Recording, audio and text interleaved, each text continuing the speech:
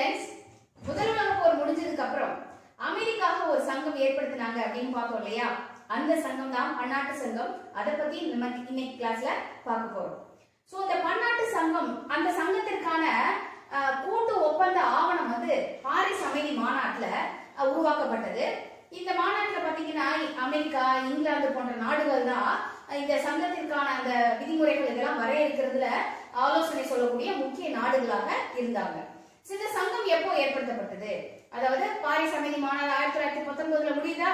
முடிஞ்சதுக்கு அப்புறம் 1920 இந்த சங்கம் உருவாக்கப்பட்டது.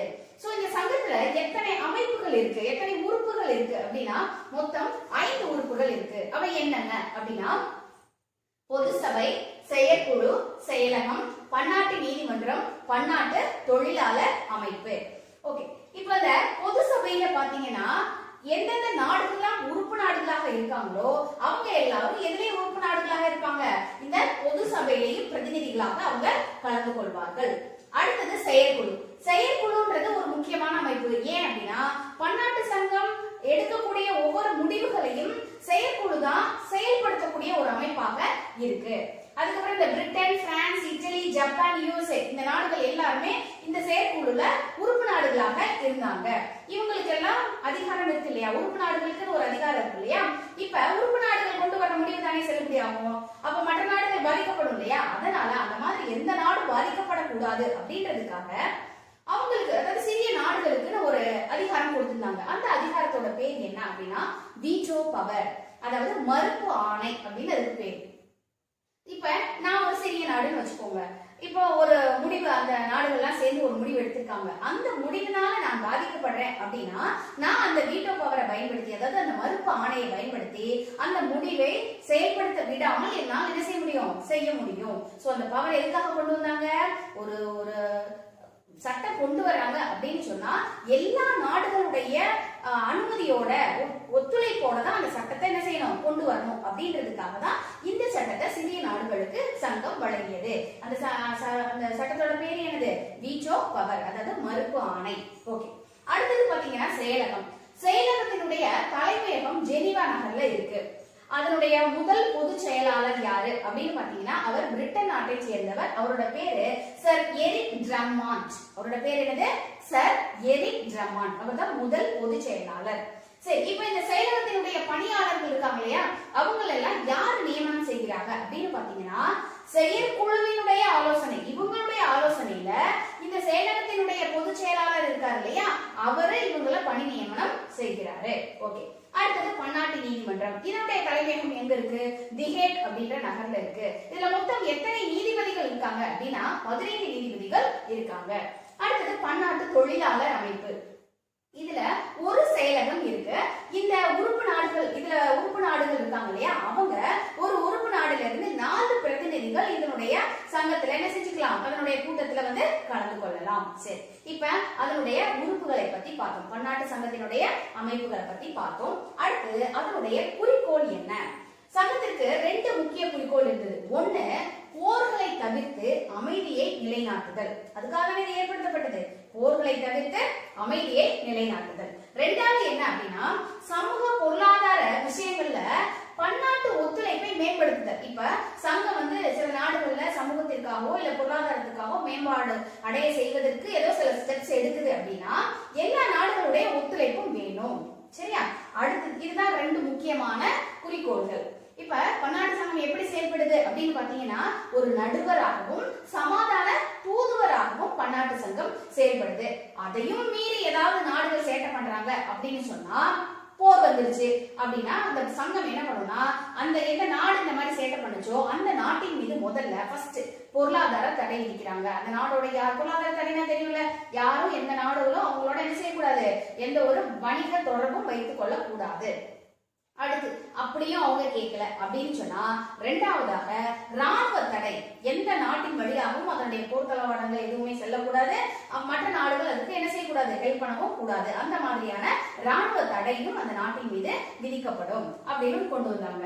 அடுத்தது இந்த யுஎஸ்ஏ, ஜெர்மனி, ரஷ்யா இந்த 3 நாடுகளும் வந்து போர் முடிஞ்சதுக்கு அப்புறம் வல்லரசு நாடுகளா ஆயிட்டாங்க. ஆனா போர் முடிஞ்ச சமயத்துல அமெரிக்கா பெரிய பணக்கார நாடா மாறிடுச்சு. நம்ம சொன்னோம் இல்லையா, கடன் கொடுக்கக்கூடிய அளவுக்கு அமெரிக்கா பணக்கார நாடு மாறிடுச்சு.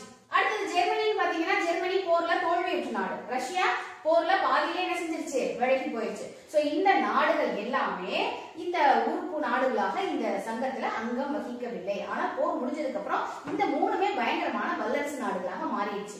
இப்ப இடையில இந்த ரஷ்யாவும் ஜெர்மனியும் சேர்ந்தாங்க. இதுல பன்னாட்டு சங்கத்துல எப்போ சேர்ந்தாங்க அப்படின்னா ரஷ்யா 1926ல சேர்ந்துட்டு 33ல வெளியேறிடுச்சு. அதே மாதிரி ஜெர்மனி வந்து 26ல சேர்ந்துட்டு 33ல வெளியேறிடுச்சு.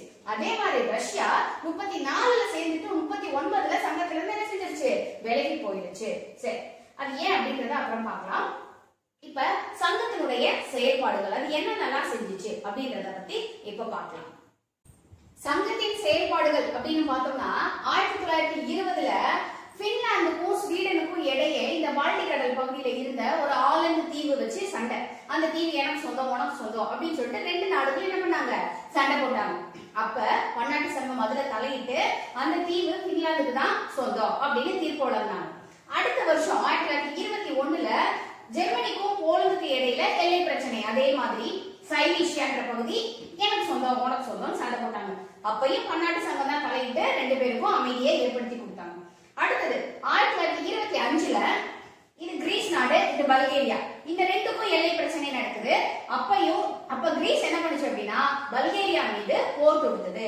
அதாவது சங்கத்தினுடைய எச்சரிக்கையை மீறி கிரீஸ் பல்கேரியாவின் மீது போர் தொடுத்தது. சோ அதனால பன்னாட்டு சங்கம் என்ன பண்ணுச்சு அப்படின்னா இது ரெண்டையும் கூப்பிட்டு விசாரணை நடத்தி கிரீஸ் மேலதான் தப்பு அப்படின்றது விசாரணையில தெரிய வந்த உடனே கிரீஸுக்கு தண்டனை கொடுக்குது. என்ன தண்டனை அப்படின்னா பல்கேரியாவுக்கு நீ போர் இழப்பீட்டு தொகை கொடுக்கணும் அப்படின்னு முடிவு பண்ணாங்க. சரியா? சோ மூன்று முக்கியமான விஷயங்கள்ல பன்னாட்டு சங்கம் தன்னுடைய தீர்ப்பை வெற்றிகரமாக கொடுத்தது. அடுத்து 1925ல லொகார்னோ ஒரு உடன்படிக்கை செஞ்சாங்க. அந்த உடன்படிக்கைக்கு அப்புறமா இதனுடைய செயல்பாடுகள், அதாவது பன்னாட்டு சங்கத்தினுடைய செயல்பாடுகள் அவ்வளவு திருப்திகரமாக இல்ல. அதாவது Germany, Belgium, France, England, Italy இந்த நாடுகள் என்ன சொன்னாங்க அப்படின்னா நாங்க வந்து அமைதிக்கு நாங்கெல்லாம் உத்தரவாதம் தர்றோம் அப்படின்னு சொன்னாங்க. ஆனா யுஎஸ்ஏவும் ரஷ்யாவும் என்ன பண்ணாங்கன்னா சங்கத்தினுடைய அரசியல் விவகாரம் தவிர்த்து மற்ற விஷயங்கள்ல மற்ற நாடுகள் என்ன பண்ண ஆரம்பிச்சாங்க, தலையிட ஆரம்பிச்சாங்க. சரியா தப்போ ஒரு நாடு இன்னொரு நாட்டினுடைய எந்த விஷயத்திலும் என்ன செய்யக்கூடாது, தலையிடக்கூடாது. ஆனா இந்த வேலையை இவங்க ரெண்டு பேரும் செய்ய ஆரம்பிச்சாங்க. சரி, இப்ப கட்டுப்பாடுகள் என்ன செய்ய ஆரம்பிக்குது, நாட்டு சங்கத்தினுடைய கட்டுப்பாடு மீறப்படுகிறது. சோ எந்தெந்த நாடுகள் மீறுச்சு அப்படின்னு பாத்தீங்கன்னா 1925ல பன்னாட்டு சங்கம் பாக்குது, ஆஹா எல்லா நாடுகளும் என்ன பண்ணிட்டு இருக்காங்க, மறுபடியும் படைகள் எல்லாம் என்ன பண்ணிட்டு இருக்காங்க, பெருக்கிட்டு போறாங்க, இது டேஞ்சர் ஆச்சு அப்படின்னு சொல்லிட்டு ஆயுத குறைப்பு மாநாடு நடத்தணும் வாங்க அப்படின்னு 25ல கூப்பிடுது. ஆனா இதோ வரோம் அதோ வரோம்னு சொல்லிட்டு என்ன செய்யவே இல்ல, வரவே இல்லை. கடைசியில எப்போ வந்தாங்க, 1932ல பிப்ரவரியில தான் என்ன செஞ்சாங்க, வந்தாங்க. அப்புறம் பாத்தீங்கன்னா அந்த மாநாட்டுல ஜெர்மனி என்ன சொல்லுது, பிரான்ஸ் நிறைய படம் வச்சிருக்கு, அதனால நான் என்ன பண்றேன் அது வச்சிருக்கிற மாதிரியே அதுக்கு ஈக்குவலா படம் நான் வச்சுக்கிறேன் அப்படின்னு கேட்டுச்சு. பன்னாட்டு சங்கம் என்ன சொல்லுச்சு, நான் குறைக்கிறதுக்கு தான் இந்த மாநாடு போட்டேன், ஈக்குவலா வச்சுக்கிறதுக்கு இல்ல, அதனால அந்த மாதிரி செய்யக்கூடாது அப்படின்னு பன்னாட்டு சங்கம் சொல்லுச்சு. அந்த டைம்ல ஜெர்மனியுடைய அதிபராக இருந்தவர் ஹிட்லர், பயங்கரமான சர்வாதிகாரி. அவர் பேரை கேட்டிருக்கீங்களா? சரியா? அவர் என்ன பண்ணாரு, நீங்களாவது சங்கமாவது உங்களுடைய விதிகளாக நான் என்ன செய்யறேன், சங்கத்துல இருந்து வெளியேறேன் அப்படின்னு சொல்லிட்டு பன்னாட்டு சங்கத்துல இருந்து 1933ல என்ன செஞ்சிட்டாரு, வெளியே போயிட்டாரு.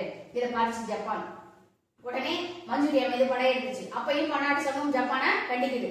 ஜப்பான் என்ன பண்ணுச்சு, எனக்கு முன்னாடி ஒருத்தன் போனால அதே மாதிரி நானும் போய்க்கிறேன் அப்படின்னு சொல்லிட்டு அதுவும் பன்னாட்டு சங்கத்தை என்ன செஞ்சிருச்சு, மதிக்காம சங்கத்தை விட்டு வெளியே போயிடுச்சு. அதுக்கப்புறம் இத்தாலி இங்க ஆப்பிரிக்க நாடான எத்தியோப்பியாவின் மீது படையெடுக்குது. அப்பயும் என்ன பண்ணுச்சு பன்னாட்டு சங்கம், ராணுவ தடையெல்லாம் இத்தாலி மீது விதிக்குது. இத்தாலியை பத்தி கண்டுக்கவே இல்லை. எனக்கு முன்னாடி 2 பேர் போனாங்கல்ல, ஏன் அப்படின்னா இத்தாலியிலும் சர்வாதிகாரி இருக்கான். சரியா? அவரோட பேர் என்ன தெரியுமா, முசோலினி. மிக பயங்கரமான ஆளு. அவங்கள பத்தி வர்ற கிளாஸ்ல நம்ம பார்க்கலாம். சோ அவங்க என்ன பண்ணிட்டாங்க, 1937ல இத்தாலி சர்வதேச சங்கத்தில இருந்து விலகியது. அப்புறம் ரைன்லாந்து, ஆஸ்திரியா, செக்கோஸ்லோவேக்கியா, போலந்து இந்த நாடுகளுக்கு இடையில எல்லாம் பிரச்சனை நடந்துச்சு. என்னன்னே தெரியல, பன்னாட்டு சங்கம் ரொம்ப அமைதியாக இருந்துச்சு. 1939ல ரஷ்யா ஒரு சேட்டை பண்ணுச்சு. என்ன அப்படின்னா படை நீக்கம் செய்யப்பட்ட பகுதியான ரைன்லாந்தின் மீது ரஷ்யா படையெடுத்துச்சு. உடனே பன்னாட்டு சங்கம் என்ன பண்ணிருச்சு, கோவம் வந்துருச்சு. உறுதியான ஒரு முடிவு, நீ உடனே என்ன செஞ்சிரு, என்னுடைய பேச்சை கேட்கல, நீ என்ன செஞ்சிரு, சங்கத்துல இருந்து வெளியே போ அப்படின்னு இதுவே என்ன செஞ்சிருச்சு, ரஷ்யாவை பன்னாட்டு சங்கத்துல இருந்து வெளியே அனுப்பிடுச்சு. அதுக்கப்புறம் சங்கத்தினுடைய கூட்டம் எதுவுமே என்ன செய்யல, நடைபெறவே இல்லை. அதுக்கப்புறம் 1946ல இச்சங்கமானது கலைக்கப்பட்டது. 1945ல இரண்டாம் உலக போர் முடிவுக்கு வந்தது. அதுக்கப்புறம் இந்த சங்கம் கலைக்கப்பட்டது.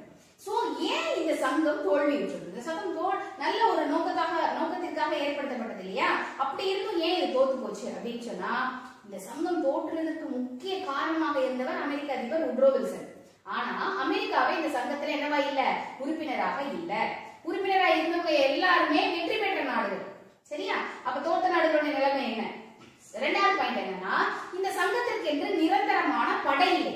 இப்ப என்கிட்ட ஒரு படை இருக்கு அப்படின்னு சொன்னா, யாராவது சேட்டை பண்ணனா என் படையை அனுப்பி அவன் மண்டல 2 தட்டி தட்டி என்ன பண்ணலாம், அமைதியாரு அப்படின்னு சொல்லிட்டு நான் என்னால அமைதியை அங்க நிலைநாட்ட முடியும். ஆனா என்கிட்ட என்னவே இல்ல, படை இல்ல. அதனாலதான் பயப்படாம ஜெர்மனி, ஜப்பான், இத்தாலி இந்த நாடுகள் என்ன செஞ்சது, ஈஸியா சங்கத்துல இருந்து வெளியேறி போகும்போது அப்ப சங்கத்தால என்ன செய்ய முடியல, ஒன்றுமே செய்ய முடியல.